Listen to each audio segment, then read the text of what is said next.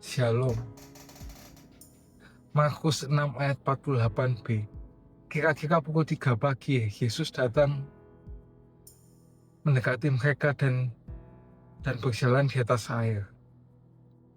Nah, dalam Markus 6, Yesus pergi untuk berdoa seorang diri dan mengutus murid-muridnya mendahuluinya ke Betsaida. Itu adalah perjalanan yang panjang untuk menggunakan perahu, tetapi mereka dikacaukan oleh badai. Dan ketika Yesus melihat mereka berjuang melawan angin di tengah danau, Ia datang untuk menolong mereka. Mungkin kita punya impian-impian yang besar untuk hidup kita di mana kita telah menyerah pada waktu yang lalu. Kita mungkin tidak khawatir tentang kemajuan lagi. Kita hanya bertanya-tanya, dapatkah kita bertahan? Nah, apa yang Yesus lakukan ketika kita sedang putus asa? Maka itu Markus 6 ayat 48 ini mengatakan, kira-kira pukul 3 pagi Yesus datang mendekati dia dan berjalan di atas air. Perhatikan, dia tidak memberitahu para murid buat kalau dia tuh datang ke perahu itu.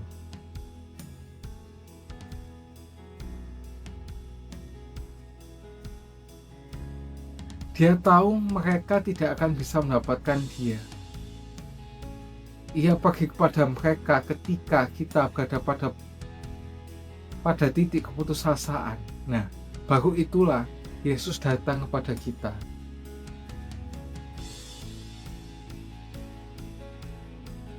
Nah, faktanya di sini menarik ya.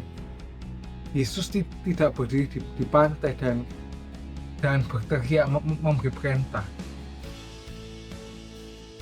Ketika kita berada dalam badai, kita tidak membutuhkan saran. Kita membutuhkan solusi, atau bisa juga kita butuh mujizat. Kita membutuhkan seseorang untuk datang. Dan inilah yang sebenarnya Tuhan Yesus lakukan untuk mereka.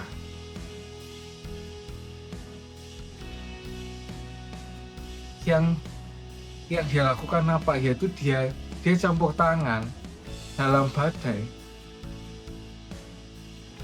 para muridnya. Nah, inilah yang namanya Injil itu, ya. Bahwa Tuhan itu tidak berdiri di tepi pantai dan memberitahu kita apa yang harus kita lakukan. Dia datang dan menemui kita dalam rasa sakit kita, ketakutan kita, depresi kita, badai kita, dan kekecewaan kita. Dia datang kepada kita. Itulah Tuhan, ya.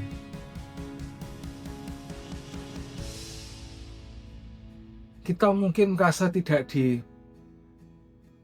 dipedulikan sekarang ini. Nah, Alkitab berkata dalam Yohanes 14 ayat 18, aku tidak akan membiarkan engkau atau meninggalkan engkau sebagai yatim piatu. Aku akan datang kepadamu. Dan di sini